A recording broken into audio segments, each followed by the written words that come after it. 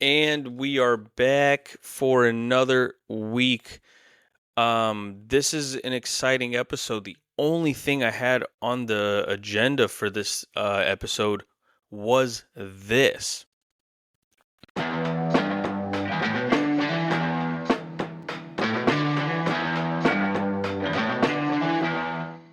Formula One is finally ending for the 2025 season. It's actually kind of crazy to picture that. We've had 20, how many races was that? I don't know how many races it was this year, but it is crazy. It's come down to the last race because Piastri didn't get the win last week. It was a real upset that Max Verstappen still won the race. Everybody thought that Piastri was going to win. He looked super comfortable on that in last week, and so I was just like, what in the world? Like, what does he have to do to just get the championship? Because for the most part of this year, I wanted Piastri to win another championship. However, then I kind of started going for Team Max, and here's why. I've never been a Max Verstappen fan per se because I just didn't really like his vibe. There was never a time where I said that he wasn't one of the best drivers out there. I always admitted that he was one of the best. Did I want to? No, but that's 100% the case. The guy he will go down as one of the best Formula 1 drivers of all time. And anything he drives, he is incredibly fast in. He hopped into Mad Mike's Formula D drift car and immediately was drifting perfectly. He did GT3, got his GT3 license, raced a Ferrari. I'm pretty sure they got a podium. So he is one of the best drivers in the world, and so for him to be at 396 points at the end of the season right now, to the last race is huge because Oscar Piastri and Lando Norris by far have the fastest car. They all three have 7 wins each. You know what I mean? So that's kind of crazy. So what we have to look out for is Lando Norris botching it into the first corner. We also have to look out for Piastri not botching it in the first corner. Max Verstappen statistically survives for the first corner the most. He's very good at it. I don't know how. He's very, very good, and so he is good at avoiding incidents, kind of, at the front of the pack, especially when he's in P1. It was so funny to see the press conference this morning, leading up to the race this weekend, where they were all sitting on the couch, and there was the most media I've ever seen, all huddled in this tiny little room, because who was sitting on the couch? It was Max, Piastri, and Lando, the 3 title contenders. It hasn't been this tight by the points for between 3 people at the end of the championship in quite a while. And so you're talking just a few points in every direction. You have unbelievable odds now. Betting is through the roof. It's been such a crazy season. So Oscar at the beginning of the season, like, was he won a few races back to back. I think, if I remember correctly, there's been a lot of races, but something happened after the summer break and he just kind of fell off a little bit. Max won a whole bunch just due to McLaren's own sort of shenanigans, whether it be strategy or the drivers. So it's just wildly interesting. I'm so happy to be. I don't have anything going on Sunday. I plan to watch the race live, and just be on my feet the whole time. Also, really cool that there's a good chance that Mercedes will seal P2 in Abu Dhabi. That, of course, is is kind of what Mercedes wants. They wanted to beat Ferrari this year. They knew that their main rivals this season weren't going to be McLaren and Red Bull, more so Ferrari. As long as Mercedes can beat Ferrari this year, it's a bonus. Now, for them to secure P2 in the championship is pretty awesome, I would say, because Max definitely could bring home the drivers championship, but there's still some points to be had there for the manufacturers. I think that's going to be really impressive. Now, if we look at some of um the what is it called, the fantasy lineups, keep in mind FP1 is in 15 hours, so we have almost lights out. There's a lot of different ways this can go, and so a lot of people are putting huge odds on Lando Norris to take it home. Max Verstappen is a little bit further behind as far as the total payouts, but it's looking like either Lando or Max with the highest payouts. But I wonder if we can do so. You have outright wins. It would be nice to split up a bet amongst the top three. Now, of course, gambling is not legal in the state of Texas, so I stick to just what I can, which is, of course, Prize Picks. That's a lot of fun. There will be a link in the description if you guys want to use our code for your Prize Picks. But I'm excited. I'm really excited. So there's going to be a few other folks driving in FP1. This, of course, is the weekend where a lot of teams are going to have their factory drivers, reserve drivers, Formula 2 drivers who need time in a Formula 1 car. It's just like a fighter jet. You need to get your time in order to get future ratings and certifications, things like that. So I don't exactly remember the names of the two guys. Paul Aaron, actually, I think is one of them. And the reason that I know that is I think he's an American. So he'll be trying out a car.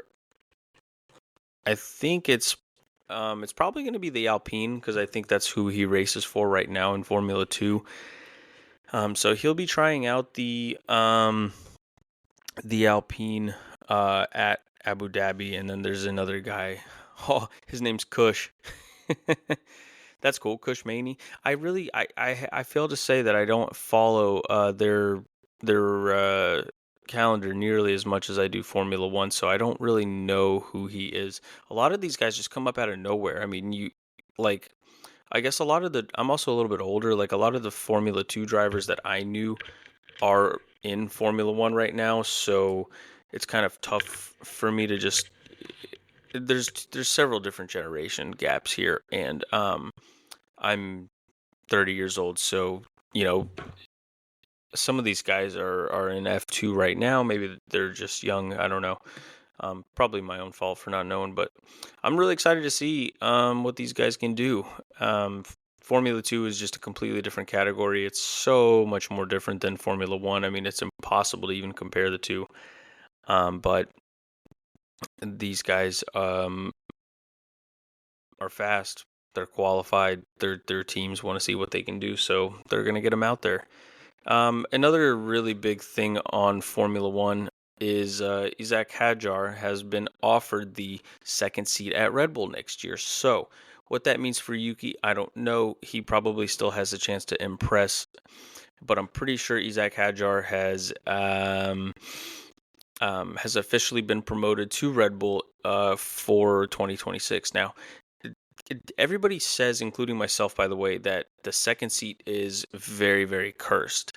Liam Lawson, Albon, Pierre Gasly, Fiat. I mean, just you name it. A lot of people have struggled in that second seat when you're racing up against Daniel Ricciardo, when you're racing up against Max Verstappen. So for me, I was just kind of like, well, I get it.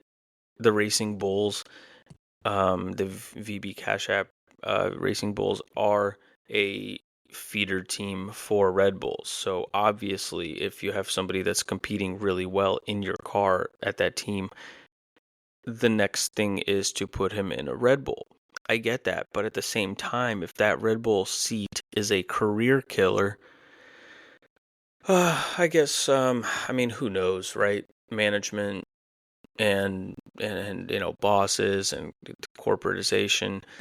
He may have not had a choice. I have no idea. He may not have had a choice, but that is kind of one of those interesting things. You always see these guys immediately go to Red Bull and then start to fall backwards. You kind of wonder, is it just part of the process? Is that how their camp is set up, where that's just sort of, that's just kind of how it works? They have a tremendous, driver, because before Max it was Sebastian Vettel who carried the team, and then Mark Webber was in the mix.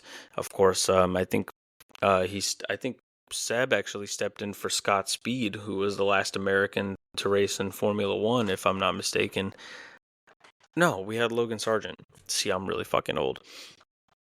But yeah, in any event, Yuki Tsunoda getting dropped down to a reserve driver in my head is kind of like, damn it, like son of a gun, because I actually liked Yuki Tsunoda, and he's been with Formula One for 5 years now, or is it 6? It's been a while. I don't consider him a rookie driver anymore. He's matured really well, and so he's going to be a reserve driver for the team.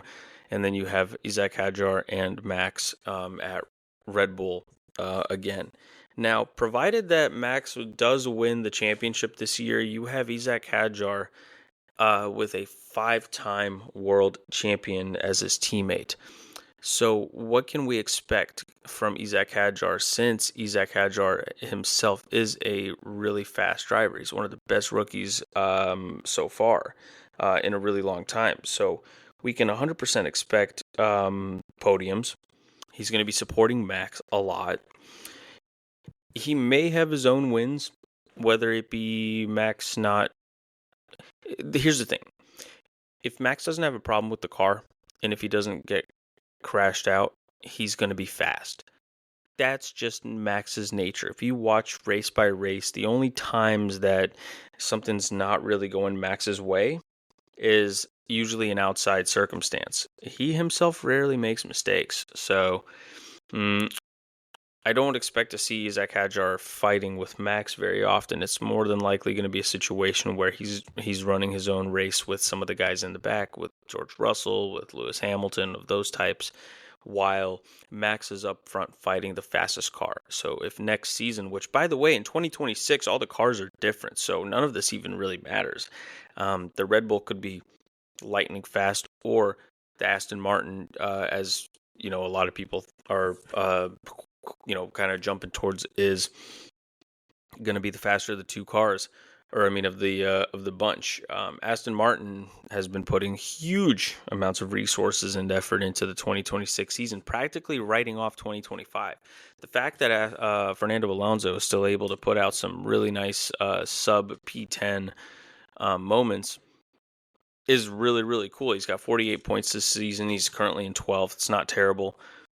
They chose to write this season off entirely so that they can focus on next year. If you look at Aston Martin in terms of next year, which by the way, I'm pretty sure he qualified P8 last race, so it's not terrible. Finishing P7, it's not terrible at all. They said that they are not hoping, but rather predicting for to be good in 2026. Between Adrian Newey being he just got announced that he is going to be the team principal for starting next year.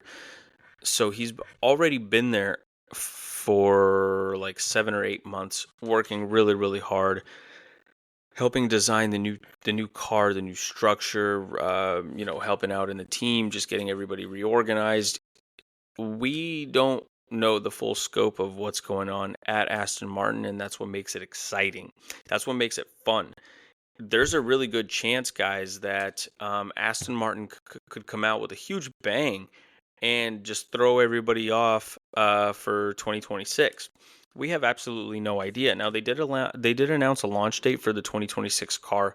Of course, it's going to be a test car. It's going to have probably a ton of 2025 parts on it. Well, actually, that's impossible because they're entirely different. They're redesigned for next year. So we're going to see what's probably going to be mostly mock-up parts and dummy parts. We're not going to see the full car until testing.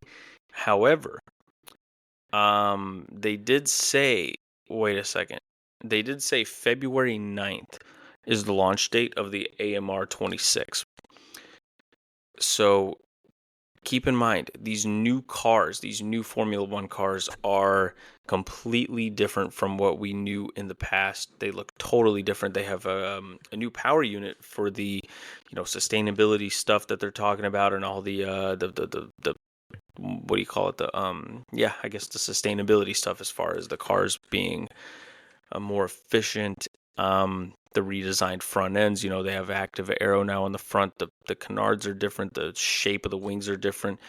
Everything on these cars is going to be totally different. And so we're all really, really excited for February. I get, since it's December right now, we don't have that much longer to go. Aston Martin's one of the teams I cannot wait to see. And it mostly comes down to the fact that they have Adrian Newey over there right now in the background, and a whole bunch of really crazy stuff probably going on, just like other teams. I'm actually really excited for Williams too. I think Williams has just been steadily going up, up, up, and up. And before we know it, so just last race, you had Carlos Sainz getting a podium. Of all drivers and of all cars, a Williams on the podium when you were expecting Piastri to win was crazy. He's got 64 points in the bag, so he's ahead of Alonso in the Aston Martin. He's got 9th in the season. I think that's actually fantastic. So Carlos and I wonder if Albon's doing as well as him. I just kind of want to bear with me. I just want to do a quick comparison. He's got 73 points and he's 8th in the championship. So Albon is actually doing a little bit better than Carlos. Of course, Charles and Lewis, we already know that one. Charles has 230 points this season, 5th in the championship. He's had a hell of a season so far, all things considered, with that car. Lewis, nowhere to be found. He's got 152. He's 6th in the championship, right behind him. Somehow, I actually don't know how that's possible. Lewis has not had a good season whatsoever. But we'll see what happens next year.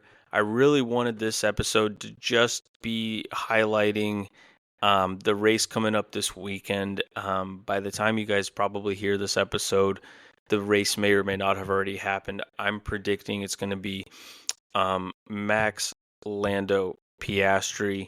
I don't think one of the McLarens is going to win. To me, they're good at just ruining their own stuff. And that's my prediction. I think Max is going to take home a 5th world title. Maybe meant to be, maybe not. We'll see what happens. And I will talk to you guys very soon.